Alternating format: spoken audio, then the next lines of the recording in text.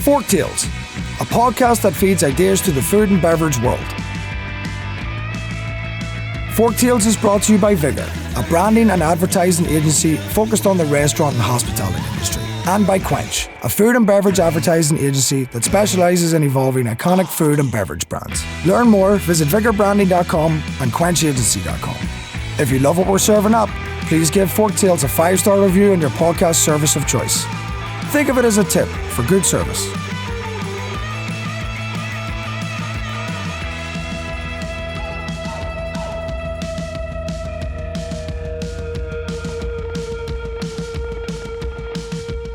All right. Hello, everyone. Welcome to Forktales. I'm Michael Pavone.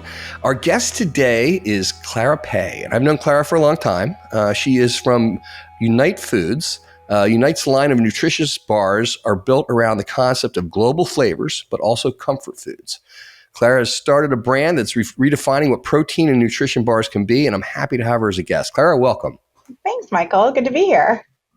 So again, I know you, I think pretty well, and I'm excited for this. This will be fun. So I want to go back. I mean, you have a fascinating story. So before we get into UNiTE, I want to talk about you. How did you, where do you come from? Where did you work? Talk a little bit about what got you here. Well, it's definitely not been a linear path. It's been really a path led by my own curiosity in the world. And so I think if I'm anything, I'm a very curious person. I'm curious how the world works. I'm curious why, segments of the population aren't being served. So my journey really started, undergrad. I went to USC and I really went undeclared and thought I wanted to be a lawyer, and got into one political science class and I was like, no, I definitely don't want to do this. And so kind of was looking around like what else is out there, found the business school at USC, and more importantly, found the entrepreneurship program, which was number one in the nation at the time. And, and I knew I didn't want to study accounting or finance, and that's what business was to me in my mind back then. And finding this entrepreneurship route really kind of opened up the world to me and was like a light bulb. My dad is an entrepreneur. We immigrated from Africa in the Sudan when I was 5 years old. And in Africa, he had an automotive parts distribution business. And when he immigrated to the US, he started a plumbing manufacturing and hardware distribution business. And so, having a dad that had kind of modeled entrepreneurship, it was demystified for me. And so I was like, oh, that's really interesting. I've been an entrepreneur kind of since I was a little girl, whether, the classic lemonade stand or selling popsicles or, drawing pictures and trying to sell them to my aunts. I always had that entrepreneurial start. And, funny, but at USC, I remember them taking a poll of all the entrepreneurship kids and how many of them had a lemonade stand or something similar as a kid. And it was 95% of the class raised their hand, right? It's something almost innate where, that entrepreneurship bug grabs you as even a little kid. And so, going into the entrepreneurship program, it was kind of I equated to TED Talks where you just got to hear and listen to these really successful entrepreneurs that had launched, and they were normal people with good ideas that they just implemented. And I thought I would, be an entrepreneur straight out of undergrad. I wrote a business plan and for the apparel industry back then. I'll date myself, but I graduated in 1999, and in 1998, 99, I wrote a business plan for plus size clothing for teenage girls. So I saw that there was this huge segment of the population where kids were kind of, Americans were growing in size, and there weren't really anything fashionable for young girls to wear if they were plus size. They had to shop, especially in jeans.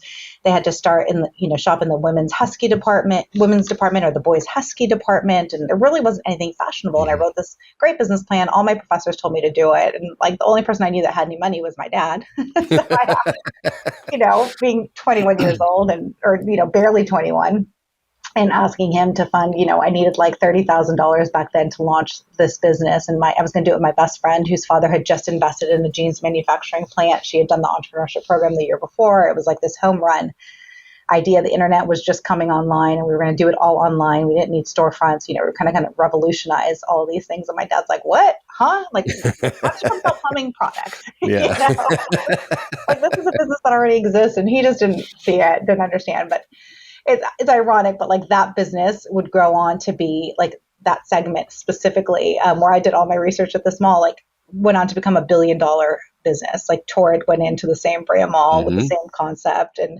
so that was kind of always in the back of my mind my entire career. So from age 20 to now, why I should have done that. I should have done something like that. Why didn't I try? And I'm telling you a really long part of the story, so we can edit this, but it's really like, Oh, it's great. for me, it was really about that early experience in entrepreneurship that I held on to. But then I would go on and work in cosmetics, worked for advertising agencies, and then eventually my dad lured me into the family business, which was like, about 5 years after college. I wanted to get my MBA, and he said, hey, I'll make you a deal. You and your best friend, why don't you come work for me? Get your MBAs and I'll pay for them. And you just have to stay the time that you're studying. And, we did this executive MBA program where we worked our 9 to 5, and then we went to school from like 6 to 10. And those are long days, but they were really fun because I got to take what I was learning in the MBA program and immediately apply them to my family business, which was, again, the plumbing and hardware distribution business. And so not that I was in love with plumbing and hardware, like, trust me, if I never see another supply line in my life, it'll be too soon. But it was really about this unique experience that I got to learn and apply. And it was just really what set me up for in that curiosity to really make an impact in my family business, where, sometimes when you join a family business, you get told, well, this is how we've always done it, so this is why you have to do it this way. And for me, I got to kind of redefine everything because of this MBA program that I was doing. And my dad trusted, he always had a high regard for education. And so was like, okay, well, yeah, let's try it, and really got in. That's fantastic. I mean, you bring up a really interesting point, though.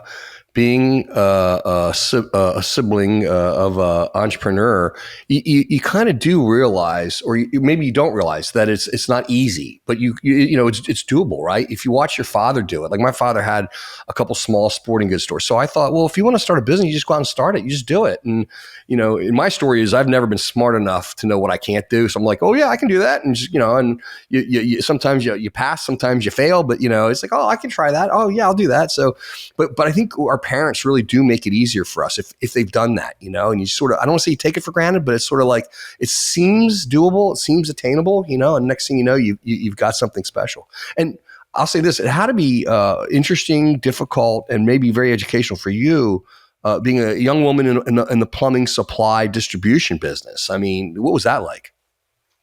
It's a very old industry. It's, very much like, there's very little product innovation. And so for me, being a curious person, I was always trying to learn. I always wanted to go to plumbing school, so I could learn about the products a little bit more, because they're actually really complex. And if you ever go down a hardware store aisle and you go down the plumbing fittings or the plumbing section, I mean, there's literally thousands and thousands of SKUs and so many different parts to toilets and, faucets. And it's a very confusing, you have to have a lot of deep knowledge in the industry to really make an impact. So for me, I knew I was never going to have that. Right? What I could bring to the table was really an outside the box way of thinking about this industry. We created the company's first website and started selling, online, and really trying to quantify customer experience, right? It wasn't just about filling orders. It was what was the experience of that order for your customer? And so I've always been a customer centric leader. So I think it's because I came up through marketing and entrepreneurship.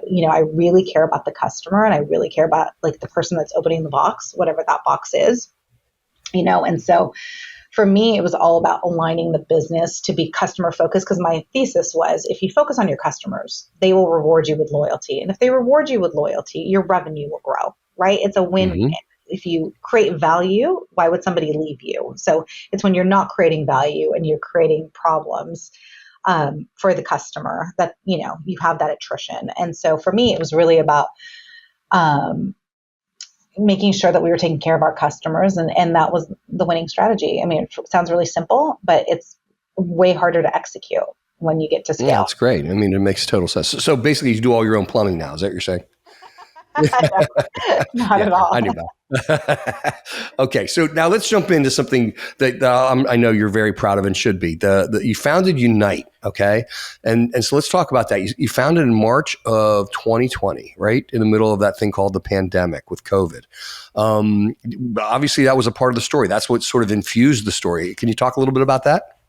Yeah, so UNiTE, I'd been ideating on it for probably a year and a half before that, and really trying, it was working in the plumbing business at my, the family business, that I was kind of stuck behind my desk. And especially when I became a mom, I was always just looking for quick fuel to get me through my day. And that was kind of when I had the epiphany for UNiTE. And really our main point of differentiation is that we use global flavors. And so I had this unique experience, again, just like the plus size clothing, where I was like, wait a minute, like there's this whole population of people out there, like half the population are immigrants, people like me, or people that are just like really interested in other cultures and really interested in other foods. I live in LA, like you can eat Thai, Indian, Chinese, Japanese, whatever you want, any time of day you want, it's all, and that's what makes America unique, is that we are this melting pot of cultures. And it very similarly, I saw this demographic shift where, America was just going to continue to grow in multiculturalism. And so I was like, okay, if you're in wellness and you are diagnosed with something, like for me, it was a gluten intolerance, and you go and try to find diet compliant food and you go to the shelf and like nothing resonates with you, like that's a huge miss. And so I think it was because, I'm not, everybody that has created protein bars up to that point wasn't diverse, didn't have the life experience I had. So I just kind of used my own life experience to develop it. And I developed them in my kitchen, like really, like, as I got my Cuisinart out and was like, what would I put in my protein bars? And for me, it was like almond butter and dates and, let's sweeten it with all natural things. And I can't use sugar alcohols or stevia. Like I just, they're not palatable to me. So I just use natural things and literally Googled what do nutritionists say should be in a protein bar and like made those my macros. Like it's not that hard. You don't have to like spend hundreds of thousands of dollars to figure it out. And created my first recipes and found a co-packer to make them. And I knew, because I didn't want any food liability. I wanted a really strong co-packer to be the producer for them.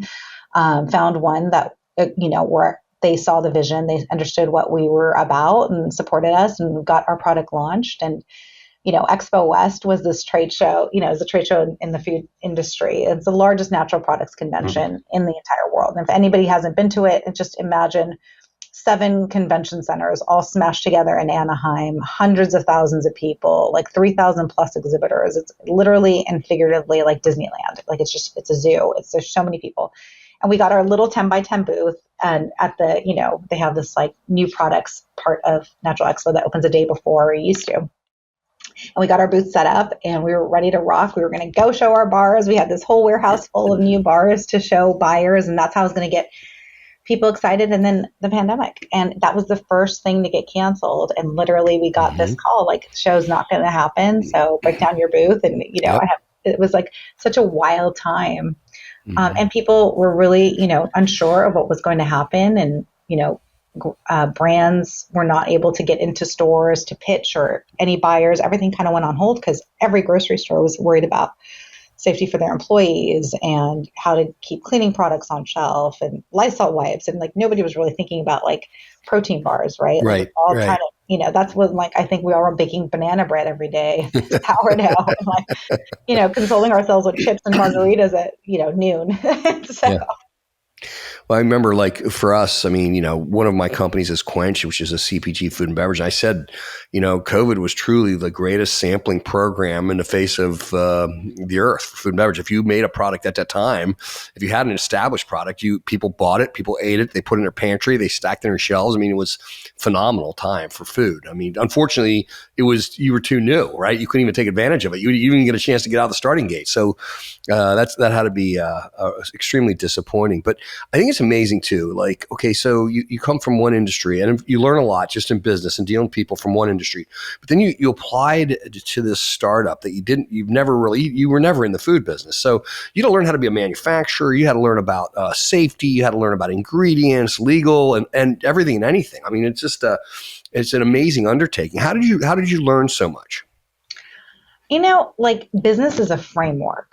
So once you understand product liability, you understand how to insure against it, right? And you learn that, you have to look, what are the certifying bodies in your industry, right? Like for electrical companies, it's like UL listing, in food, it's SQF. And it's not like the information isn't that hard to find. So I think it's like, once you have a framework of how it's, the product is a widget almost, right? Like how you deal with Lowe's is how you deal with Target.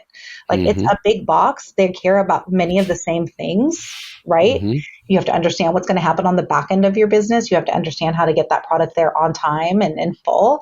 And that's what matters to them. And so it's hard and it's not. And so for me, I've always really relied on my network, Michael. Like if I don't know the answer, I know somebody that I know must know the answer. So I spend a lot of time, I don't want to say networking, but like, I think it's really about building relationships, like mutually beneficial relationships. Sure. Trust. And when I got into the food space, I was like, I just need great advisors around me. I need people. And I didn't want like consultants. I wanted people who were also running their businesses, Sure. who were going in the trenches, doing it Skin in the game in real time. And so, having a YPO forum of YPO's, food CPG people was like one of the ways that I accomplished that, and like really creating a forum of people around me that were doing the same things I was. And, there's a lot of symbiotic experience there. And we all got to go through COVID together. So it was something I did early on. It was like grabbing people who wanted to go on this journey with me. And so, I think networking is like kind of like a bad word sometimes. Like people think it's like you're using people when you say networking, but if you're doing networking right, you're actually creating value for other people first. Right. That's right. And that's how. Absolutely. All right. So now let's talk. You created you had a product. You got shut down in COVID. So let's talk about the UNiTE name. You created a brand, and I'm a big brand guy. You know that. I love brands, and I love what you did here. I love the name, and I'm not just saying that because you're here. But this is something I did not know. I read an article, and I read about the I in UNiTE. I should have looked and realized that the lowercase I. But so talk about the brand and how you came up with the name. Yeah, I mean, so for me, it was all about what I was trying to do. So this is like the mission part of like this journey. When like you're over 40 and you create a new business, usually you're not doing it just for money. You're really doing it because you feel like something's missing in the world and you want to make the world a better place. At least that's my journey. And for me, it was like, how can I use food as this instrument of inclusion to like improve the lives of people, see people who haven't been seen, welcome them into wellness, right? And kind of create cultural bridges, right? Where like somebody who, I think food has this unique way of binding people, right? Like it's the cultural equivalent of bringing your dish to a potluck and like, kind of like, do you like it?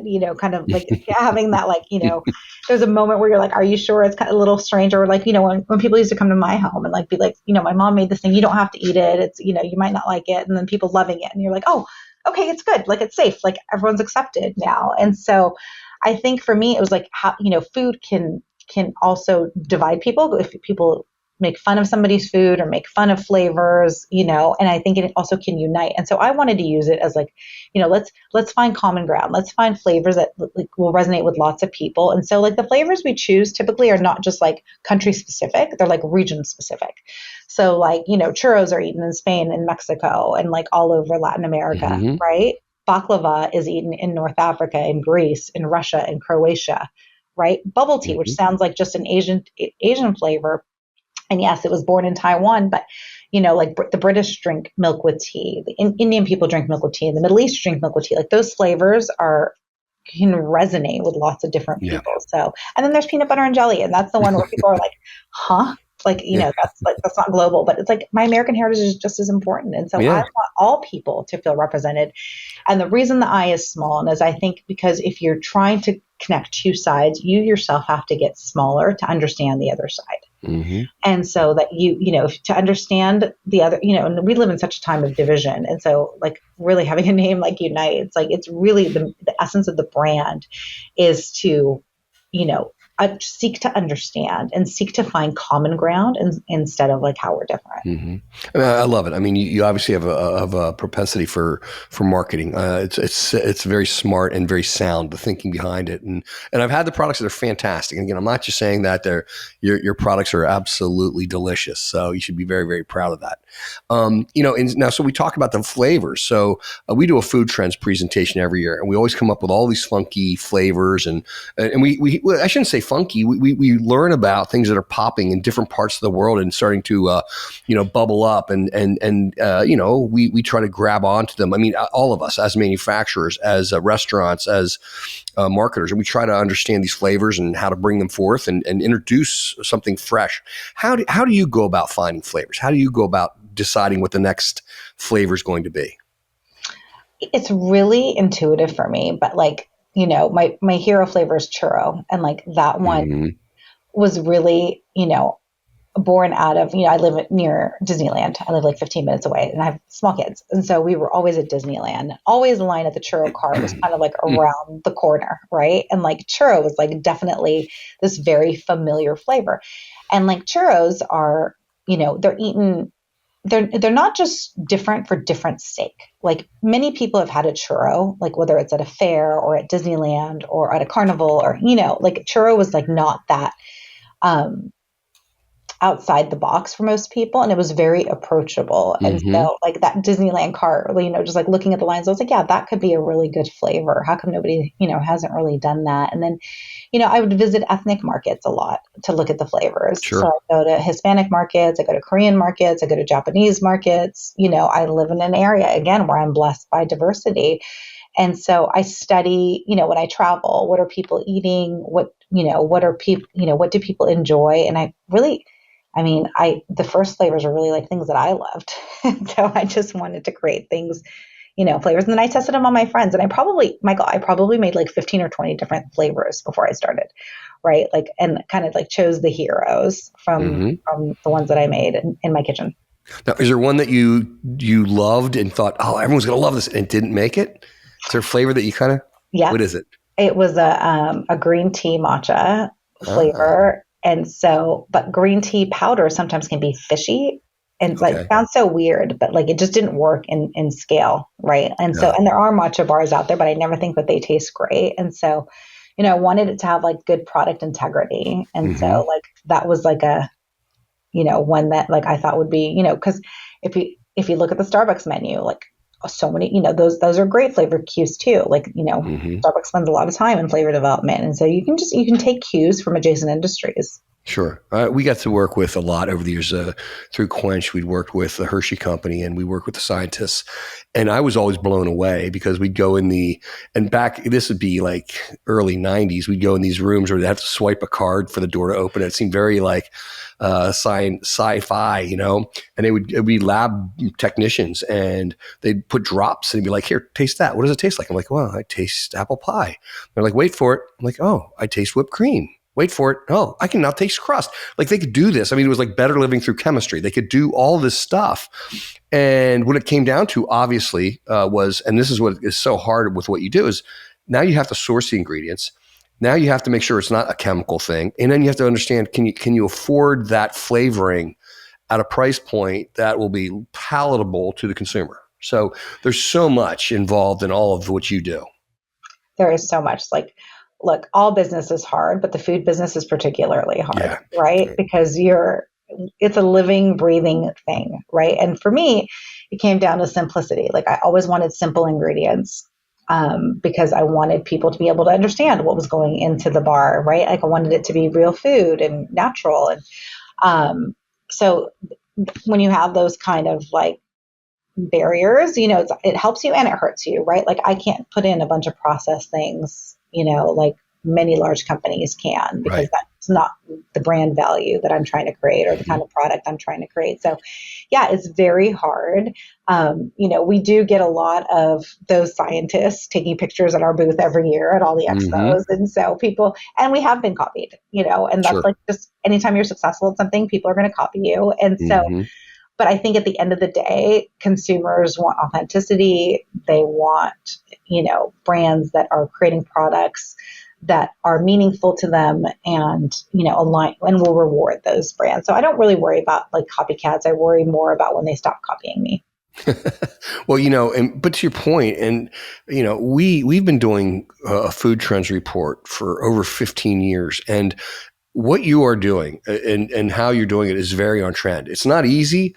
It's not inexpensive. I mean, you could have cut corners along the way on your product, but you don't do that. And I just think that that's going to pay dividends in the long run. I think that's it's hard to stick to your ethos, but I think you do a fantastic job of that. So I think it's something you should be proud of. And so my next thing is, I did not know this, but the I in UNiTE stands for invite. And I did not realize on the back of every bar, there's an email address that people can send directly to you for suggestions on new flavors. Have you learned anything from these? Have you gotten anything interesting in the emails? Yes, I love those emails. Like those emails come to me. And so I get to interact with the people that write those emails. And, the most meaningful ones are when people will give me a flavor suggestion, but then they'll also say, well, thank you for making a bar for us. Thank you. And it's exactly what I wanted That's to super do cool. when I set out, was Yeah. like, make the invisible feel seen. And, I know what it's like to not feel seen. I know what it's like to like kind of be in the shadows, like being a woman in the plumbing industry, perfect example, right? Like you don't really belong here, or you don't like, somebody that looks like me typically doesn't work in plumbing, right? Like it's a very old, antiquated kind of industry.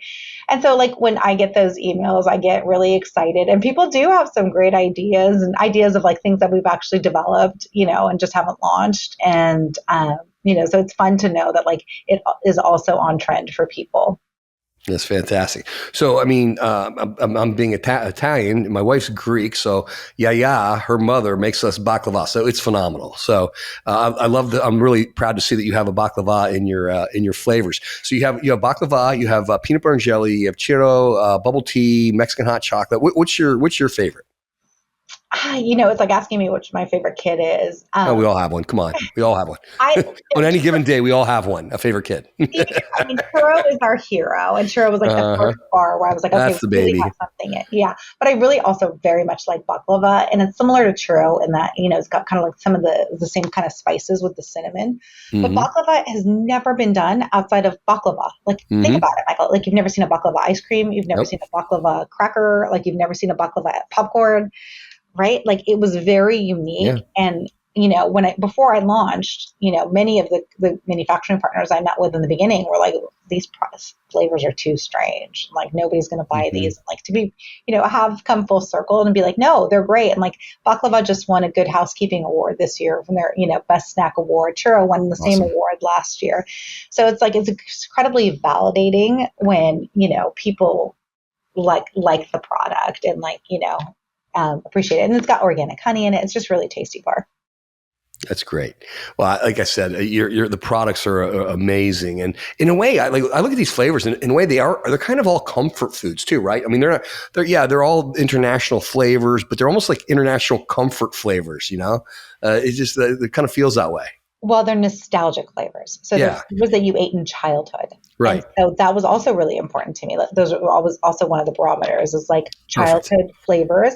And ironically, I mean, I didn't develop these for kids, but like kids love our bars and like, duh, they're childhood flavors, right? Like they're really for adults. But, so we've had this like wide range of like consumer interest in our products. And so for me, it's like about taking you back to kind of like a simpler time. I think, health food specifically is sometimes punitive. Like, oh, I don't really like this mushroom powder, but I'm going to drink it because like my podcast said that I'm going to get muscles if I drink it, and I'm like more on the other side of wellness, but like, let's make it fun and let's make it like food you want to eat, not food you have to eat. Yeah, that's great. All right, well, let's have some fun here. So, being the research guys that we are and the marketing guys we are, we came up with our own flavors. So we decided to go around the world. I want your opinion on if these are going to be winners or not. So we'll start in India. Gulab jamun. It's a very popular dessert. It's often served during celebrations. It's fried dough soaked in a rosewater syrup, often garnished with almonds and cashews. 10 out of 10. I think that would be like a home run flavor. I've actually, my Indian friends have also suggested that exact flavor. And it's always kind of been in my mind. The rosewater is the one that's like, can be polarizing. So, we try to have things that are like, broad appeal, but I think 10 out of 10 would be a great flavor. Plus, I'll say this, I hate to be the total American here, but pronunciation can also be a barrier to people buying something if they can't figure out how to say it. Right. All right, now we'll head to Spain. Creamy caramel flan. I love flan. And I think flan is another one of those foods that's mistaken for like just Latin Americans because lots of people eat flan or, it's called sometimes creme caramel. It's called like different things in other regions of the world. So another great flavor. You guys are good at this. Don't start a bar company. We would never. If we, they're yours. These are all yours if you want to do them. So we have some friends, we have some employees in Brazil. So, Bolo de Rolo. It's a light sponge cake. It's rolled up with a layer of tangy guava jam. This one I've never heard of. I've never had. Right. I've not been to Brazil, so it really piqued my interest. I love guavas. I think tropical fruits, we see that in beverage now. There's all kinds of great beverages that have popped up with tropical fruit flavors. And definitely in terms of global flavor trends, guava, I think, is still underrated because I love guavas. So yeah, I think, it would be interesting to get the sponge cake kind of consistency in a bar, because bars tend to be a little bit drier and a little bit harder to make soft because water stability issues. But I think that super intrigued. I want to go to Brazil, so that's on my list. Well, there you go. Those are an excuse for R&D. It's a write-off. Yeah, it's that's fun. Okay, so we go to Italy for some almond biscotti. I mean, I love biscotti, but I think if you're craving biscotti, eat a biscotti. Yeah, I agree. Yeah, I don't think that works in a bar, right? Well, people tell me oh, you should make a hummus flavored bar. And I'm like, what? Why don't you just eat hummus? Yeah, exactly. For me, it's about taking something, because biscotti is not unhealthy, typically. No. If you had one, it's fine. It's like a treat. So I typically try to take higher calorie, higher density things to make them healthy and approachable. So you're almost bringing a dessert together to a degree, right? Yeah, that totally makes sense. And what's funny? You just said something that really kind of stuck with me. The beverage industry does do a lot with flavors, and it's really kind of accelerated. I mean, as a company, we were early on with flavored beverages in the tea category, and we had a brand that we worked with for 15 years. We helped build, was called Turkey Hill Iced Tea. Excuse me. And it was the first refrigerated tea. There was teas out there that were shelf stable, but we were in the refrigerator. Well, the proliferation now of beverages in the refrigerator, you go to a convenience store, it's just walls of beverages. So there's a lot of unique flavorings that you see popping up. And I guess that would be a good place to see, I don't know, what's acceptable, right? What are consumers interested in? Yeah, I think it's a good, again, I take a lot of flavor cues from a Starbucks, or what are people drinking, and what are the flavor cues in beverage that we can borrow from, right? Or that can inform some of us. I think in beverage it's a little bit easier because the flavoring is just drops added to something. Versus, you're trying to really create something authentic in food. But gosh, I'm just happy I have a shelf-stable product. I can't imagine distributing a refrigerated or frozen product.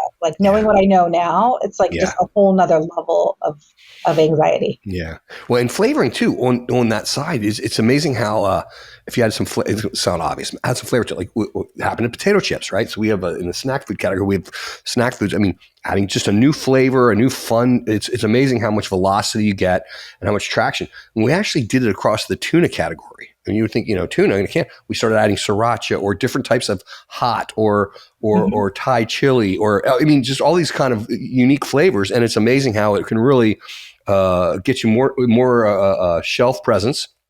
And it also then it creates an atmosphere of trial. So it's an awful lot of fun for that too. So as an entrepreneur who's growing and developing a brand, that's still a relatively young brand. You just created it 4 years ago. What are some of your biggest challenges? It's sad to say, Michael, but there's a lot of predatory behavior for emerging brands in the food space, right? Mm-hmm. Where I think this industry depends on the turn to a certain degree of brands to fail, to come in to shoot their shot, and when they fail, it doesn't matter because there's so many other brands behind them trying to get in that same shelf space. So I think it's just being the underdog. If you look at the shelves that we're on, we're competing with behemoths, right? billion-dollar brands, multi-billion-dollar brands, that control the entire food supply. And we're on the same shelf. And how can we actually compete to build brand awareness? So you just do it with a radical authenticity. You do it by creating value for the consumer, creating something different, creating a better product. But it's really having come from a larger company where you have some kind of street cred because you are larger and it's easier to grow a larger company, but to grow from scratch has been humbling. There's a lot of people who want to put their hand in your pocket, who want to, take advantage of you, and you have to be astute.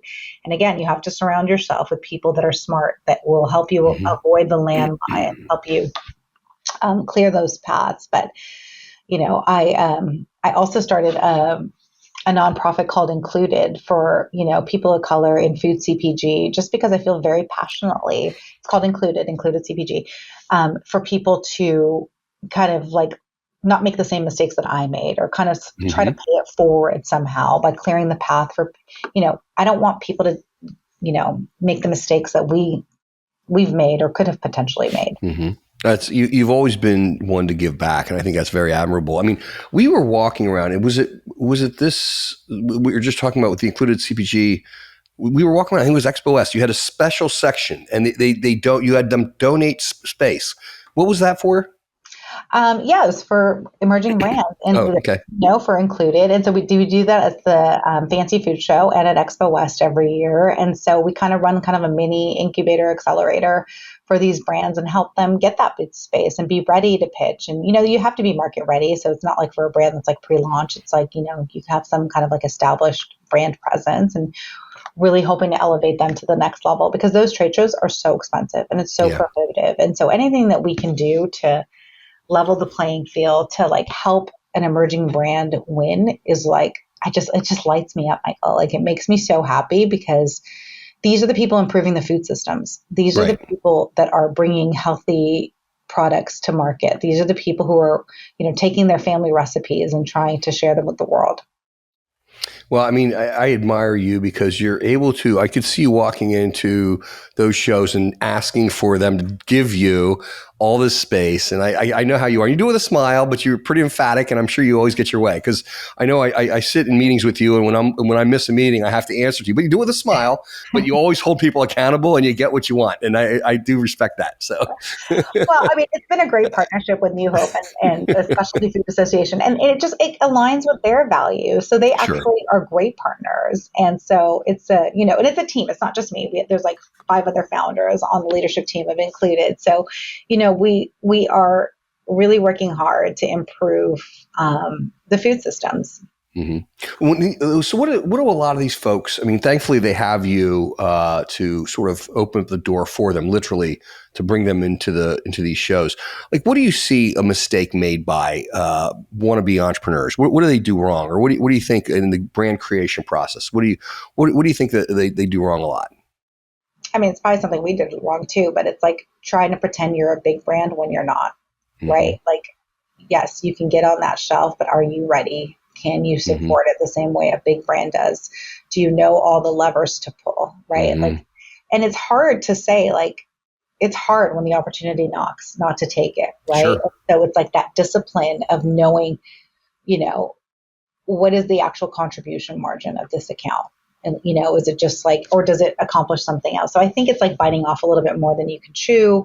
And then the one that I pay attention very closely to is quality. I think quality can sink your company so fast. One quality issue, one co-packer issue, one whatever issue. So if you're not paying attention to your product, so closely, that can really be a landmine, because you can always create more brands, but if your brand name is like tainted, it's hard for you.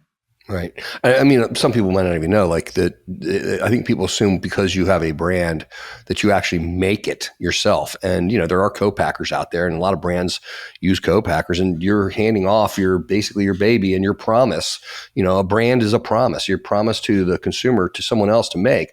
Obviously there's checks and balances there, but it is there's places along the way that you have to count on a lot of partners. And I'm sure it's a difficult business, I think you have to think of your co-man relationships as kind of like your investors, because they're investing their line time, their energy, to develop your brand as well. So it is a partnership. You're not just like, taking and giving, right? It's truly a partnership if done right.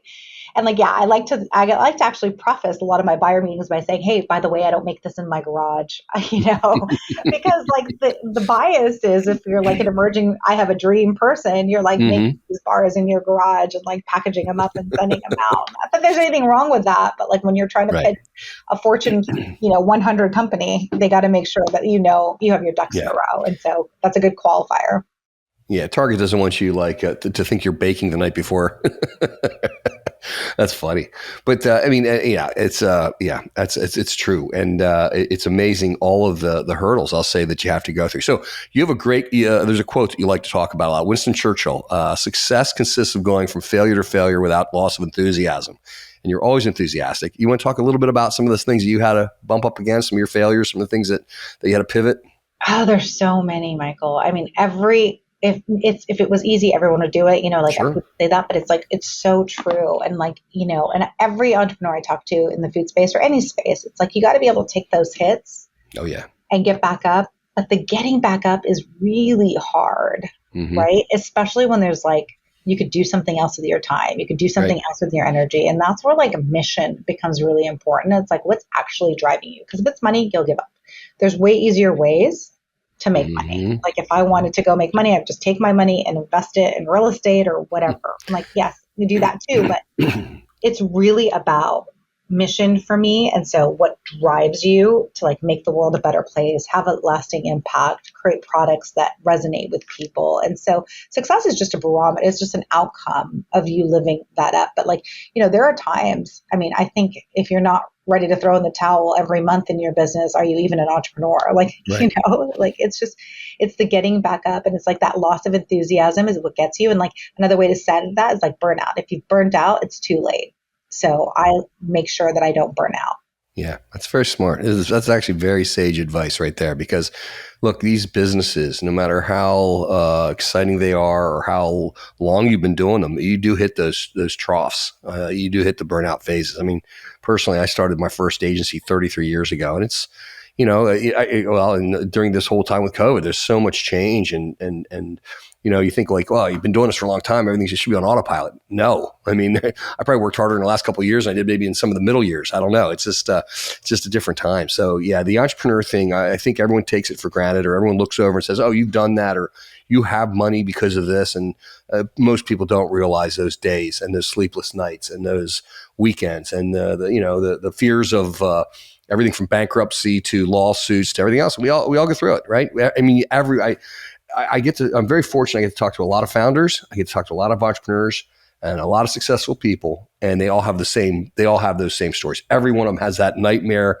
Like, yeah, there was this time when, and you didn't think there was a tomorrow. So it's good to hear, right? Because your story, you've seen it all the way around, from your father to starting up now and what you're doing. And I love that you stick to your guns, because again, you can cut corners, you could do things faster, cheaper, but not better. And I think that what you do is really remarkable. And I know it's going to pay off in the long run. So what's next for UNiTE?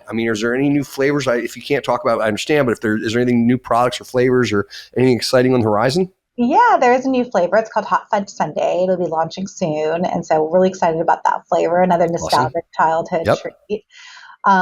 Also some different, we're looking at different formats, kind of some adjacent things. So definitely an innovation pipeline out there. So hoping to launch some other products, but really I want to win at bars first and, really own our category and really, make sure that our velocities stay up and everything is good with bars.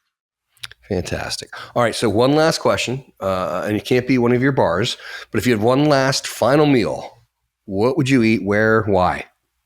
Oh, that's such a good question. I'm a California girl, so it'd probably be an In-N-Out cheeseburger. There you go. Right. And I respect that answer. That's a great answer. Yeah, some French fries and a good steak. Animal style, I hope. Animals for sure. Animal style.